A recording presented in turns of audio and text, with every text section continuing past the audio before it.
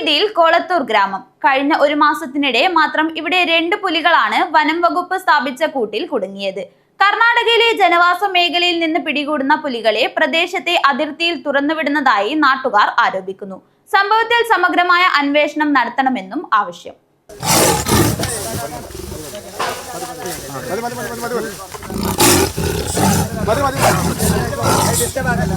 പുലിഭീതി ഒഴിയാതെ കൊളത്തൂർ ഗ്രാമം.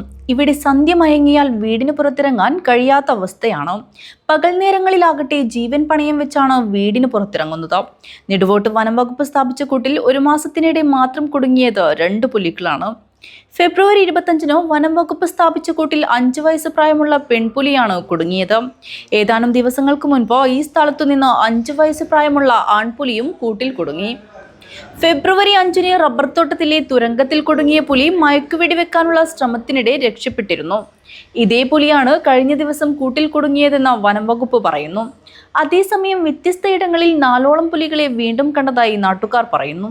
കർണാടകയിലെ ജനവാസ മേഖലയിൽ നിന്ന് പിടികൂടുന്ന പുലികളെ സംസ്ഥാന അതിർത്തിയിൽ തുറന്നുവിടുന്നതായാണ് ആരോപണം.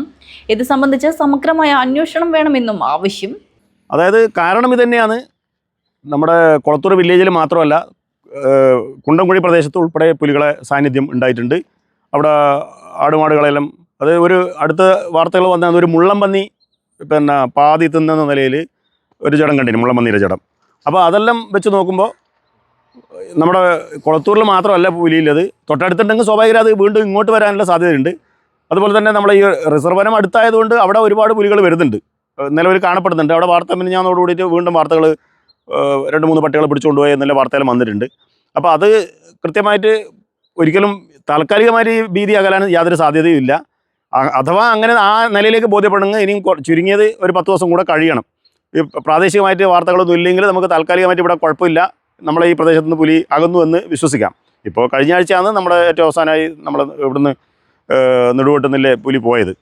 അപ്പോൾ ആ നിലയിൽ ഇനിയിപ്പോൾ കുറച്ചുകൂടെ കാത്തുനിന്നേ നമുക്ക് മതിയാവും. അപ്പോൾ നിലവിൽ എല്ലാവരും ജാഗ്രതയിലാണ്. കുട്ടികളൊക്കെ ഇപ്പോൾ സ്കൂൾ അടച്ചുകൊണ്ട് ആ വലിയ പ്രയാസമില്ല.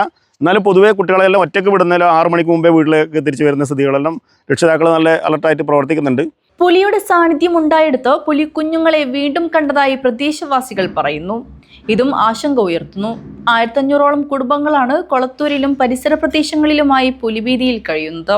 കൂടുതൽ കൂടുകൾ സ്ഥാപിച്ച് നാട്ടുകാരുടെ ആശങ്ക അകറ്റണമെന്ന ആവശ്യമാണ് ഉയരുന്നത്. News bureau, Kundamkuzhi.